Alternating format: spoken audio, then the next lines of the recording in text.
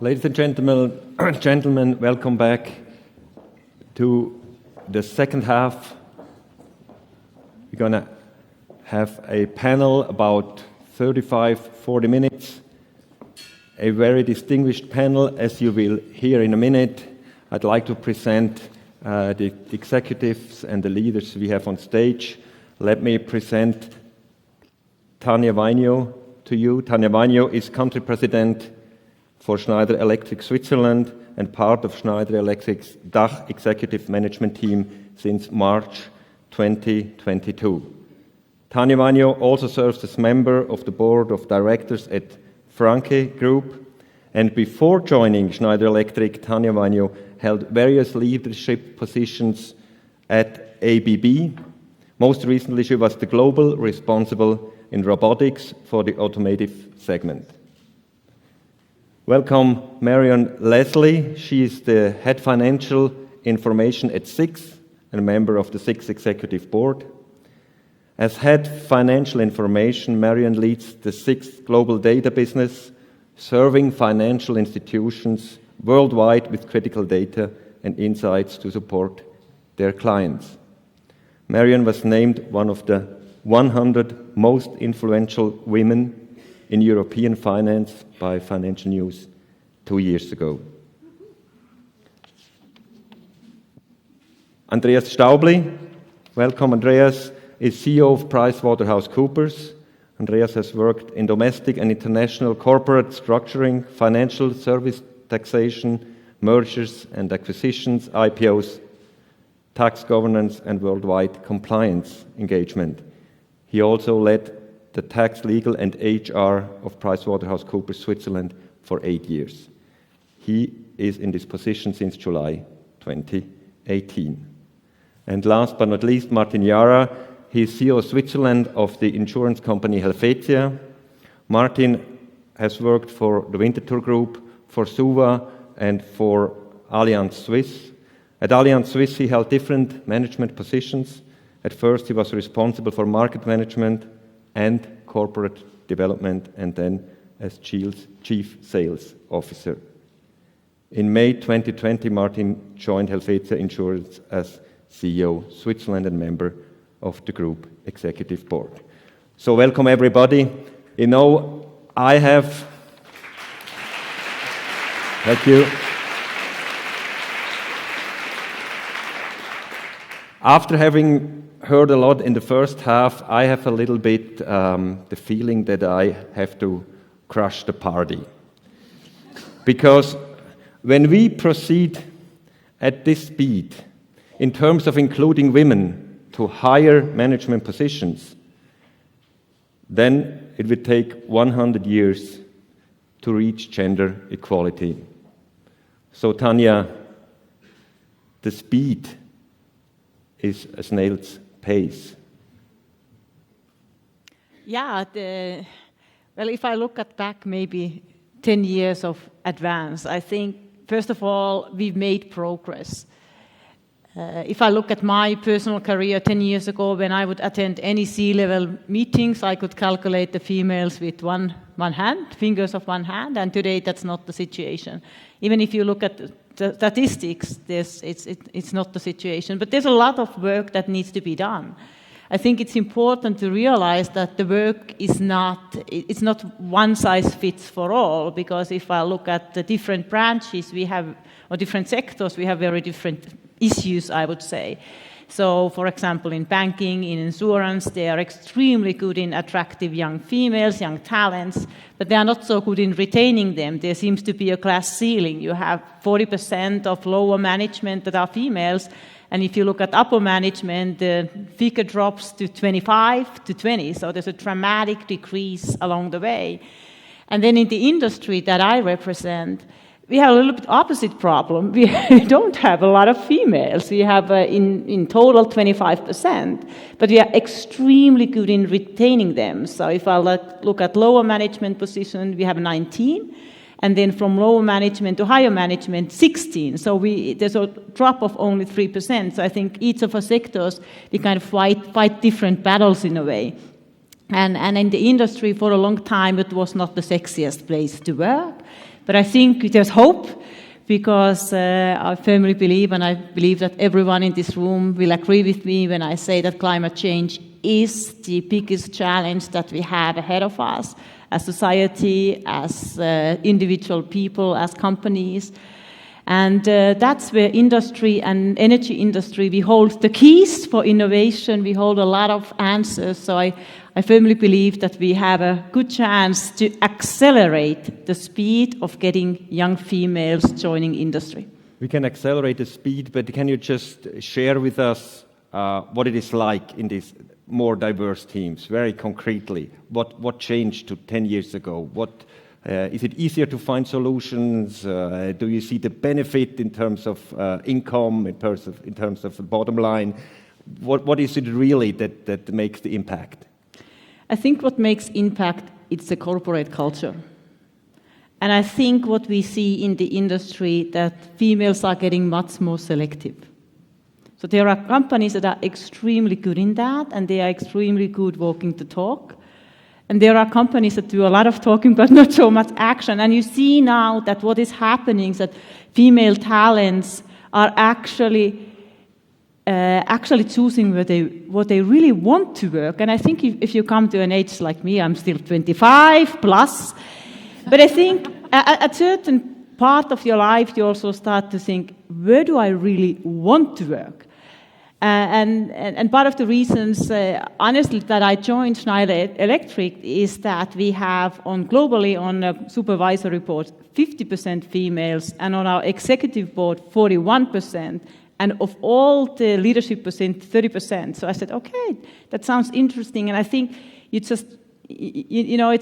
something that also keeps you there. So I think it is actually corporate culture, and there are not a lot of females in the industry. So if I go to a company, I talk a little bit, so how is it like there? And if I hear from my peers that, yeah, you love it, then I'm like, yeah, I'm interested. So I think a lot has to do, what was also mentioned earlier today, it is the corporate culture, and that is the best advertisement that you can have to attract talent. Female and men, by the way. Marion, Leslie, you also have a very international background. How do you look at what's going on with female in higher management position in Switzerland compared to where you came from a couple of years ago? So yes, I'm from the UK, and I use data for this. I wasn't in Switzerland 10 years ago, but clearly there has been a lot of advances, and the data would show us, the Schilling report came out, showed that the executive levels have increased 10 percentage points just in the last 2 years, only to 24%, but that's still quite an acceleration of change, I would say. Our own index, we have an index for the SPI that monitors gender equality, launched it 2 years ago. It has 3 more companies in now than it did 2 years ago. Clearly, the pace of change could be greater. But what I have seen work is in other countries where voluntary codes or hard targets, that does drive change. So just recently, the FTSE 350 in the UK, it now has no all-male boards, but 10 years ago it had 150 or more than 150 of the boards out of the 350 had no women at all. There are now no all-male boards in the FTSE 350. And that is a major change. And now you have, but still in the FTSE 250, there are more CEOs called John than there are women. So it shows that the frontier is shift. It's easier to address the board positions than it is the executive. And we were talking about giving advice for parents. Clearly John is more likely to be a CEO than a woman right now. So you have to think about those things. It's the executive frontier that's the problem. We're going to talk about this in a minute. Andreas Staubli, would like to include you to the discussion. Can you tell us one moment in the last 3 or 4 years since you became CEO when you felt, wow, something is changing? Good question. I think generally, there's the first thing is, I think, the question around diversity and the value out of it, whether this is female, male, but also very broadly. Also now speaking for us, we have 85 nationalities, in our company. So that is really adding a lot of value. And that is clear to management. I think there is also more and more the clear understanding we cannot afford to lose so many female talents just out of the labor market. And that was not the case before. And over the last 2-3 years in the discussions, that has become imminent. And I think we achieved a lot when looking back over the last 10 years with equal treatment, proportional promotion. That's not the issue, but still we have a leaking pipeline. And that's the absolute frustrating kind of topic we are dealing with, and where there is no easy solution. Yeah, your industry has the biggest leaky pipeline, I guess. Yes, I mean, definitely we have a too high leaking pipeline, and that hurts. And we have to find new ways how to deal with that. But when we talked before, you told me that you made it easier also for women to become partner, for example. Can you elaborate? Clearly. Maybe two things. I think one thing, and I have also here 2 female leaders, but have a background from more an international background. And for me, one of my kind of events where I realized, I'd never thought about that, is when a Swiss female talent told me, Andy, you should stop talking about role models where there is an international background, where the environment is more used to a working mom and a full working mom.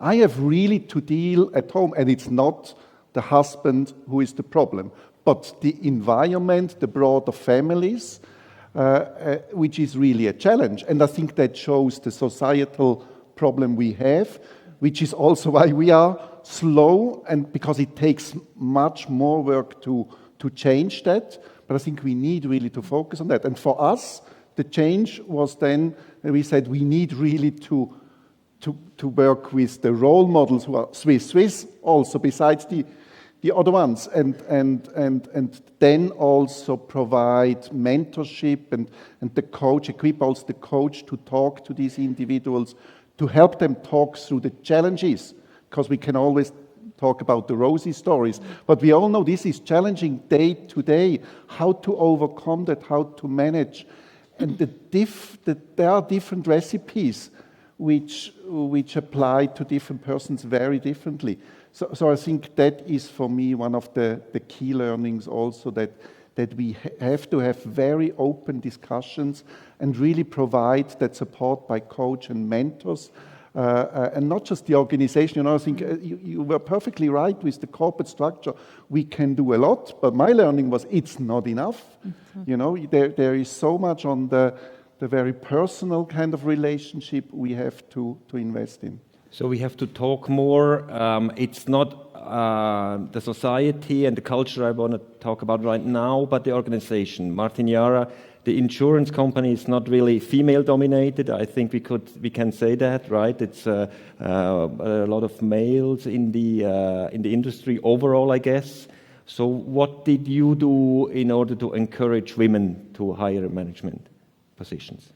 I think you phrased it right. It's not that we are very man-dominated, but it is right what you said. We have this problem of the leaking pipeline. So we are hiring at the moment at Helvetia more female talents than male talents. So we managed this, but our problem is between 30 and 40 that we lose a lot of this potential. So we have 50-50 in the base, but then we have the problem of the leaking pipeline, and there I really much liked what Anna said, and that's not a question of to talk about with female about their circumstances at home. It's just to make this career between 30 and 40 equal opportunity for both. So you can provide there as an employer, you can provide the tools, the instruments, like top sharing, like flexible work, like the possibility not to be present all the time. So you can do this, And at the other side, we have to work on the mindset. And the mindset you can't do as an employer or as a politician, to work on the mindset, on the background in the society. I'm really happy about what I saw today. Today in the morning, there were some 100 people, I think, in the train station. I think that's a good piece of work, because we always discuss between us. So same. We are all managers, so we know what we have to say, how we have to behave, what you can say, what you shouldn't say. It's clear. But in the train station, there everybody passes there. So this is where we have to go. We really have to discuss with people, with younger people also, what are our fixed understandings of gender and roles. And I think this is really something that matters, that bothers me, not just as somebody who has a certain responsibility in a company. This bothers me also as a father of two girls in their early 20s, mid 20s, because it's very relevant. Because I don't want to see to drop them out of the labor market, because they have talents. So. And we have to provide the flexibility. So you have increased the share of females in the group management at Helvetia, right? Yeah, in the Swiss management board, we are also about 40%, like you said it before, and we started from a zero. Same question. What's different? It's just better. It's just. What is better? I mean, the insurance industry, we have a lot of different jobs, but if you look at the profiles, it's not totally diverse from the profile. So if you then also bring it down to just be males in the same age, and all come from St. Gallen normally, so that you don't have very different perspectives. And now we are 3 and 4. And you see, we have different perspectives in there, but the perspectives shouldn't come just from male and female. It really should come from different backgrounds, from different life models. But Peter, can I come back to the data on this? The data says that companies with diverse boards and management teams outperform by 15%. And in other countries, the reason that they introduced mandatory reporting and/or quotas was because one of the root causes of the financial crisis was lack of diverse thinking. So if you want to know what's different, there's 2 proper examples. But was there research that the mixed teams have really increased the turnout by 15%? Yes. Yes. And I think actually, if I may say, I think very often the discussion is man or woman, which exposes a zero-sum game. I lose, you win, or other way around. And I think we really should talk about better performance. Because if a company has a better performance, then everyone wins. It really doesn't have to be a lose-lose situation. And if there's a better performance, you have growth, you have more opportunities. So what is better? I would say that the financial numbers are better. So I would be super open about it. We heard today how important it is to talk about money. I think here as well, I think we need to put the money on the table. And I think we need to talk about financial performance and take the discussion a little bit away about man or woman, because for me it implies a zero-sum game. And I think if company does financially well, everyone wins. So, but for me, I think, it's interesting, the discussion here now on this topic of diversity, the value of diversity and female. I think we are over that, which is the positive thing. But Clearly not. You're not over it. If you go to any who is over it? Would you like your business to perform 15% better? They would say yes. Exactly. No, exactly. I think it's so clear, that there is better performance, better financial performance, better customer service, whatever, it's kind of whatever the company is in. I think, as said, the more diverse, female and male, and different backgrounds, different education, different kind of regional backgrounds. It's clear that adds value to the business, to the investors.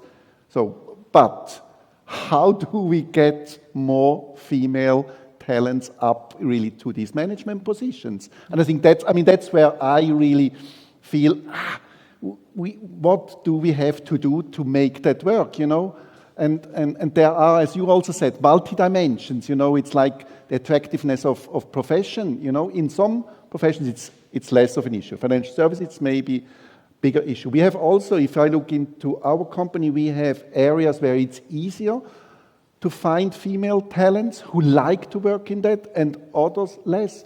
So we have also there a job to do to kind of talk about the attractiveness of these jobs at universities, at schools, to really make us attractive in that space. So if I talk about us, tax and legal, it's easy. We can even find 60, 70, 80% of people. In transactions and in audit, the attractiveness of the profession for female talents is a challenge today. And we have to convince talents at universities that this is the same thing. So it's like in the same with engineering, and then we all kind of fish in the same ponds of very few female talents. I mean, that's the issue, really. That's one of the issues. And that's where we have to work together. Exactly. Yep. Marion, Leslie, I think we all agree. It's a nice world. We're making progress. How does a leader like you ensure that on lower management positions, females are actually getting the jobs? That it's not just a thing of like the top level that knows what to do, but also the people who hire new folks, that they really do it.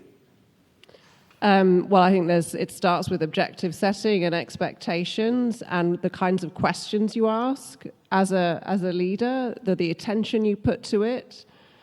But it's also, I think we sometimes tend to focus on, and rightly, recruitment practices, shortlisting, panels, attractiveness of the job specification, what's asked for, all that is absolutely right.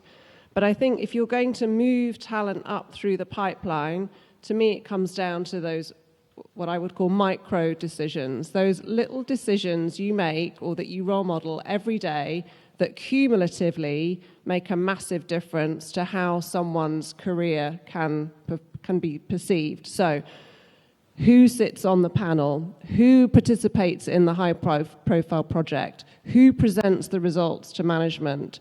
Who gets to speak at the town hall? What is the balance of voice in your management meetings? I've started a little tally, started on the back of an envelope, in our executive board, who was presenting, from which locations and which gender were they. And it started off as, today the stats are this. Now they want to know what the stats are. Apparently I'm the only one that can count, but it's another question. But, you just have to highlight this stuff and show that it matters. Because if you never have females presenting to the executive board, then guess what? They're going to find it very difficult to know who they are and then appoint them to the next role. And it's just all that little stuff that seems like nothing, but actually really adds up. Have you written down the culture? Because the culture guides a lot of how we make these small decisions. What is acceptable in the culture? What is rewarding in the culture? So I think it boils back down to a lot of what is the corporate culture. I like the connotation that you said you do a statistic. Because to wait for cultural change, I mean, you can wait for everything you want to wait. But if you want to make it happen, you have to do some statistics. You have to have the transparency. In the moment where we started to calculate if we really want to have 50% of female talents in our middle management, and we are not by far not there, we are 26 or something, and we said, okay, we have to, in the promotion pipeline, we have to fix it. And in the moment where we put some transparency in it, and top management knew that at least once a year we do this big statistic, a whole day, and we discuss about our talents, and they will see they didn't do it.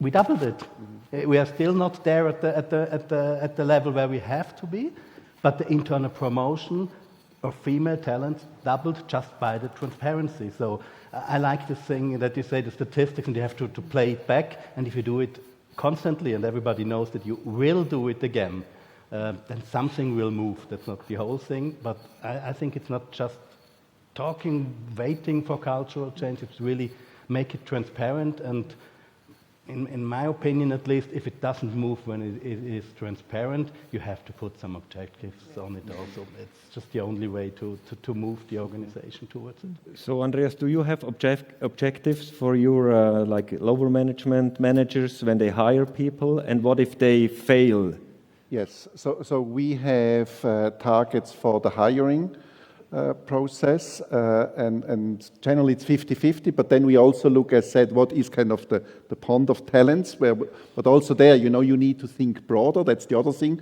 where management needs to be forced to look for talents outside maybe the ordinary kind of educational process. We have that proportional promotion, that we really look at a certain level, when we have the promotion, that we have at least the same ratio or higher. In tendency, we say it's not enough to have equal. We rather need to accelerate and have more female, because we know we lose more later. And we have also clear aspirational targets. And then it's about the consequence management, and is what you said. You need to have the whole organization management to understand they mean it really. They take it seriously. And yes, this leads to a discussion. You have not done your job properly. And this means your performance rating in that respect will suffer from that, rightly so. But I think that's what you need to really move the whole organization. I would like to talk about this leaky pipeline for Swiss women and then bring Tanja back in.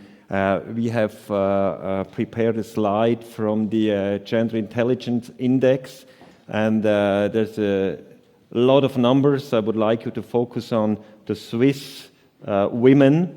You see here in the little bit lighter red, on the non-management level we have 31%, and then at the top we have 10%. It's the share of women who make it to the top, the Swiss women. So the leak in the number is 21%. If you look at the non-Swiss women, it is 6%. So coming from a northern country, Finland, what do we have to do? Give us some advice. Well, this is, of course, this all or nothing question, but, and today we've actually had a lot of discussion about this topic as well. I think what we had not discussed today, I think we talk about daycare. I have 3 children, so I know what the cost of a private daycare is, and I fully share the opinion here that it is short-term money, but it's painful, I think, to many of in the short term. So that is certainly one. But I think the other one is, because we talk a lot about how can we have more part-time opportunities. So how can we offer more part-time opportunities? But we don't discuss so much, why do we need part-time opportunities? Why is it? And I think part of that is the daycare, but part of that is the schooling system is very difficult for both parents to work, because the children come home during the lunchtime. And then on Monday, the school stops at 2 o'clock, and on Wednesday at 4 o'clock, and on Thursday at 1 o'clock. So how can you fit that into agenda? So I think we also need to look at how can we provide more of these Tagesschule opportunities. I was shocked when I came from Finland, because in Finland, you have the, before the school, you can take the kids half an hour earlier, and after school, you have after school 1 hour so that the parents can pick them up at 5 o'clock. And I think we need to start to look at the support mechanism for females to work, because I truly agree with the statement that this age between 30 and 40, when you have your kids, it's truly crucial for your career. So what are the support mechanisms for men and women to have an equal opportunity and families where both people can and both adults can really work? So I think this is what we have to look at. What are the support mechanisms today, and what are they in the future? And looking at that with my 3 children, I tend to believe that this whole schooling system and preschool is actually one of the keys to success, where I would wish much more discussion than we have today. But changing the education system a little bit, and it's also changing the culture, how we think about it a little bit. We've talked about culture in terms of women going back to the job earlier after they have given birth. What if the culture doesn't change? No, I mean, honestly. Then we are still honestly, on this. What have we seen? I think then we are still on this road 300 years, but I think there start to be enough movement. I think today, for example, is again one of these, for me, a very, very visual signs that there is enough movement. So I think what we need to do as leaders is to make sure that we work together, irregardless if we are a customer and supplier or competitor and competitor. I think we need to put that all aside and look how we drive the movement together, because every movement starts with an individual. I love the story about Indian toilets. We definitely have these toilets in Switzerland. And I think it starts by us all agreeing, hey, we have a problem. We got to solve this. And then we need individuals like us here today that, in Finnish we say we take the sleeves up and we start working on it. So I think this is what it needs, us coming together, irregardless of we are suppliers, customers, competitors, what we are different, but say we want to change that. And really starting with events like today. Absolutely. And taking it to the next level. There is no one else who is going to solve it, it's only us. So. Absolutely. I was just being a little bit provocative because I think here in the biggest city of Switzerland, it's more clear than where I come from, than in the canton of Schwyz, in Murtertal, and maybe in St. Gallen. No, it's a serious question because everyone thought Trump would not have a chance. Everyone thought, also me. And he found something that people didn't want to change culture in terms of being more modern.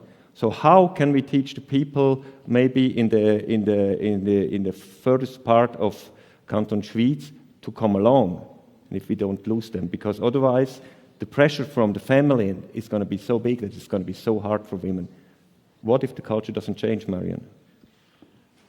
I don't have an answer, but what I can point to you is the counterpoint. So in this country, it is totally accepted that men work part-time, that they take regular time out for military service. That's not only seen as a disadvantage to their careers at all. In fact, it's a huge advantage. When I arrived here, I realized there were two major defects to my professional network in Switzerland. One was the fact that I had never done military service. And the second was that I'd never worked at UBS. If those...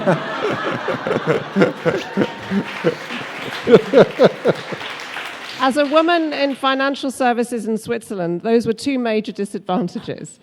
However, it just shows you that from an attitude perspective, that is totally accepted, it's part of the fabric, it's seen as valuable, as an advantage. Now just imagine if parenting and females and what they do and the time that they take out, however short or long it is, was seen as a value to the organization. And that almost breaks your mind in terms of what difference that would make. I'm almost convinced. I would like to, when we prepared this, I thought, can I bring in the male perspective here? Or are there, is it appropriate? So I talked to all the leaders before, and I kind of think it's important also to talk about what happens to the men in all of this. Martin, Jara. I'm fine. No. Everywhere. I'm sure. You're absolutely fine. I can be a little bit more specific. Yeah, please. How in a used to be male-dominated world with male domination in society and everywhere in all institutions, how do we explain a really ambitious guy who sees, well, same qualification, we take the woman? How do we explain this to him? I really don't see I don't see this problem. We are so far from this problem at the moment, because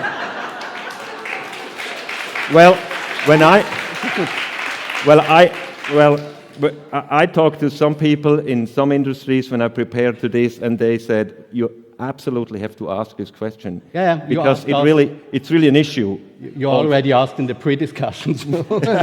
Yeah. You know my opinion. I mean, honestly, I really think diversity includes everybody, men and women. So for me, it's not the question if it is a man or a woman, and we have to say black or white, and yes or no. That's not the question. I really think that if we have diverse teams, and there is also evidence on this, we exploit much more potential in our companies, and we also exploit much more potential in our country. Because we live from skills, we live from innovation, we live from working together. And explaining men, if you really have to explain it, it's just about getting the full potential of everybody we have in this country, and we have a lot of skilled people, and we have to exploit the potential to get the result for Switzerland out of it. In the education, we really did the rapprochement, so we have more or less the same ratio of students, female and male, not always in the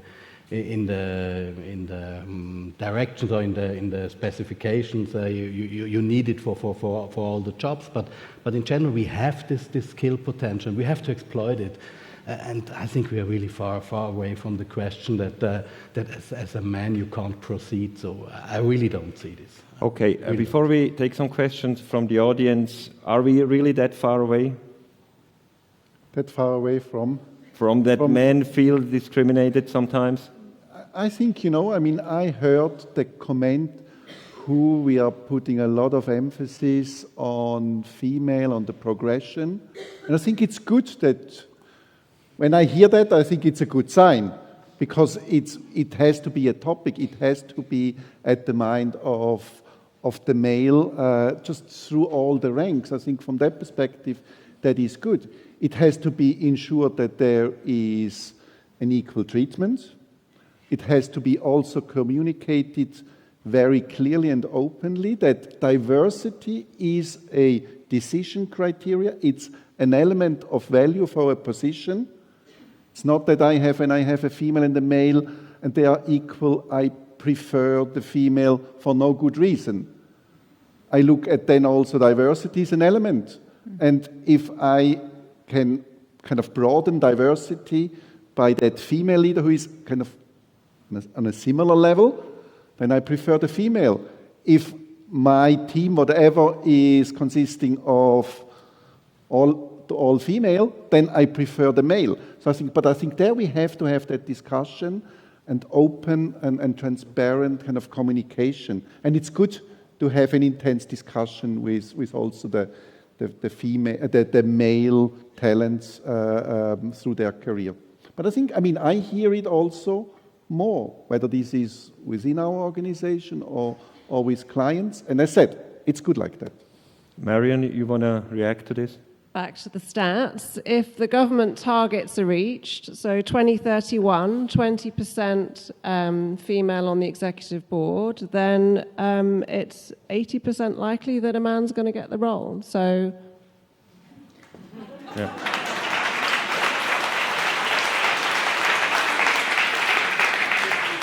But I think the dialogue is indeed important. I like what you said, Andy.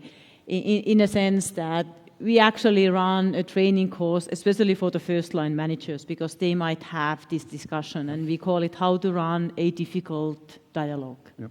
Because I think whether the comment is justified or not, we can argue about that, but it is a comment, it's a feeling, and it's part of the inclusive culture that you take that feeling seriously and you work with it, and you exactly like you said, Andy. I like your answer, and that is actually one of the courses that we really value at Schneider Electric, and it's for primarily also how do you run difficult dialogue with men, because this comment exists. They might be justified or not, and we might be far away or not, but these are feelings. And it's part of the caring culture. It's part of trust and respect that you take the feeling, you have a constructive dialogue about it, and where you work through it.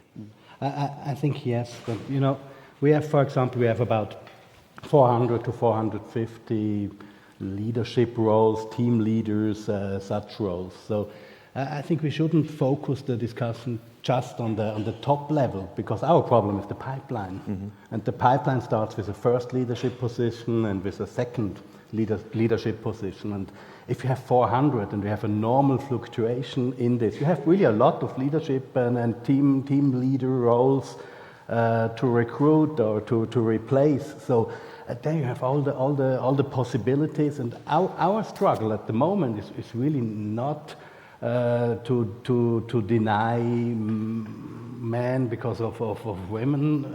Our struggle is, do we really have enough labor potential to recruit, to really have our leadership roles taken up by people with the right skills? And if we focus on this, I'm absolutely sure that there's enough space for women and men in Switzerland. If you look also on the demographic development, we will see the next years. So there will be a lot of space also for men there. I'm absolutely sure. So we definitely open it up for 2-3 questions.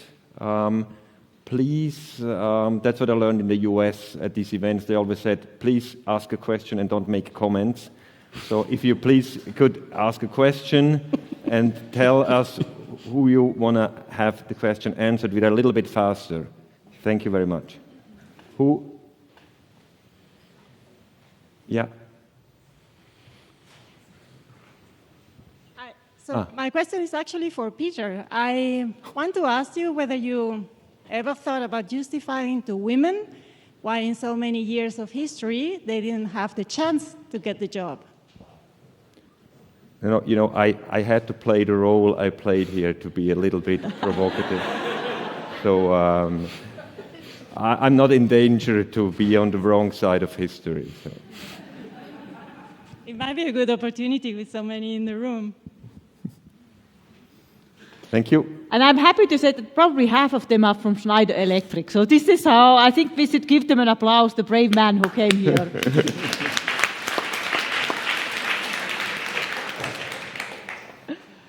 Other questions? Hi, I'm Bettina. I work at PwC, and I have a question about long-term financial stability for women, because we heard some great stories today, and I would like to ask the question to you, Mary. How can we connect the dots that we make sure that women are having a long-term sustainable financial life until they die? That's a heavy onus to put. But actually, I think there's some really, I mean, what we've done today and what's at the Hauptbahnhof and the kind of transparency that's there, the work that you talked about in terms of the important conversations with children, girls, boys, parents. I'll plug the Swiss Financial Museum. We bring school children in every day, every week. Education is obviously key, and I think the curriculum's got to be part of it. We're obviously putting a huge onus on schools here, both for the system and how they make it easier for working parents, but financial literacy has to be part of it. It is those early decisions. And I think that is probably in one of the most kind of thought-provoking discussion today. And I think this is also something where we can really discuss a lot more, that what is the financial dependency or independency and what does it mean and where does it bring and how to get there. So I thank you for the question. Sorry, I kind of continue on that. I think that is probably something that we all take with us today, that how can we do that even better than we have done so far, and how do we make that part of this diversity discussion? Because so far, to my taste at least, it really hasn't played that big of a role. Do we have questions from the online community? No, the floor is open. Not at the moment. Then we would take 2 more, I guess. Hi. My name is Simi Scherer. I am an executive search consultant. I have a question for the panel and actually for the wider audience. In the US, there's an equal compensation law that helps align and bring back women who've been out of work on maternity or whatever the external factors, and bring them back into the game and give them an equal chance to level back on their compensation. What are your thoughts on that? And do you think here, specifically in Switzerland, something is being done behind the scenes, either by Advance and the bigger organizations, to change something on that? Thank you. Who wants to go for it? Well, I believe that we do reporting to the government about gender pay gaps. And I know in other countries that has to be published. And to the point that you made earlier about that having an impact on where people choose to go and work, that can have a big impact. I've heard from executive search agencies in the UK, for example, that actually people select the organisation that they are prepared to apply to based on, one of the factors is their gender pay gap reporting. So I think transparency, again, sorry to be boring, but it is the data, and the transparency can actually drive change. And maybe to add here, we always kind of focused on equal treatment from recruiting through the promotion and also equal pay. But then we realized, yes, we can say it, management can say it, but it's more powerful if we really have a certification. That's why in 2018 we went for an external certification to just confirm that we really have that equal treatment through the kind of the career as well as the equal pay. And we do the recertification on a regular basis where also the statistics are done. So yes, here and there are cases, male and female, where we feel, or kind of the statistics say there is maybe a difference. And I think that helps. There is the law, which we all know in Switzerland, but you can also go as a company one step further and really go for an external certification. And I think that increases the pressure on the whole business community, and that is, again, one step further in the right direction. And I think, Andy, here might be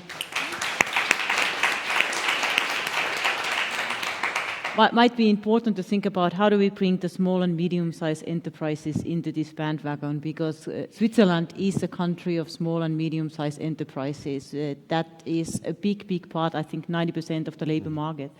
It's easier for us as a big corporations to do that. So how can we lead the way to small and medium-priced enterprises to follow the suit and follow the challenge? I think here is some more food for thought for the future. Well, thank you very much. Can we do one last question? To the audience or to another speaker? Yeah, it's going to be a question right here. Yes. Is it okay? Hi. Should I speak? Oh, yeah. Okay. Yeah, just go ahead. Yeah. Hi, I'm Sarah. I work at Parents at Work, actually. And I have a question, because you've been talking about equality, like equal pay, equal opportunities. What about equal benefits for parents? Because I think, if we work towards equality around parenting, would that not maybe take away the negativity about being a mother? And so I want to ask the panel, what are you doing about equality for parents in your organizations? Yeah, I think the answer, it's more the answer than the question. The answer has two sides. I think one thing we really did progress the last years is on the consciousness side, on the side of mindset. We also have we don't have just educational trainings for how mothers can get back and to work, and how to handle motherhood. We also have it for fathers, and I think this really helps to get the mental model shifting from towards equality. I think where we have a step to go in Switzerland and also in a lot of enterprises is how are the conditions if you leave and come back, also on the financial side, but also on the mental trap that you have as an employer, that you don't suppose, and this was also the question I think before a bit, what is the salary when you come back? If a man comes back, you think, he wants to proceed his career. And if a woman comes back, do you really also think she wants to proceed her career, or is it just, okay, she wants to work a little bit? And there we have to progress more. There we are not where we should be at the moment. Maybe one example, since we also have kind of a parents group, and working together with them to see what is really kind of challenging for them. So one change we introduced probably 2 years ago, looking at Bettina, 2 or 3 years ago, as part of our parental leave was, parents were saying, it's a challenge to kind of come back. And now whether you come back with 60%, 80% or 100, or whatever you kind of decide because you have your setup, still that restart is a challenge timing-wise. So we said, let's do a support that we, say if someone comes back 100%, that, first months, first 2 months, 60%, and we as a company support to kind of give a relief with kind of the full payment, whatever then the percentage is, but then allow for a lower percentage to start for a short period. And that was kind of also what the parents said, that would be fantastic for them, that would be really a help, would have been a help. And then it was also, we took the decision in our management team that we offer that to female and male. When we have a male parent and female work somewhere else, obviously, and whatever package they get, we offer that to the male as well. And I think this is just one example of trying to help and find new ways. I think, just if I can add quickly, the Nordics are worth looking at, that compulsory equal paternity and maternity leave, so shared parental leave. I think the impact that is having both on attitudes across the organisation and within society is pretty phenomenal. So that would be something to consider. Fully agree, and it's actually working quite nicely in Finland and Sweden, so at least those I know. We do the same, Andy, that you said, so we offer the same what we offer, extended parental leave, flexibility at work, part-time work for our male colleagues as well, and encourage them to stay home also. Well, with that, we're running out of time, unfortunately.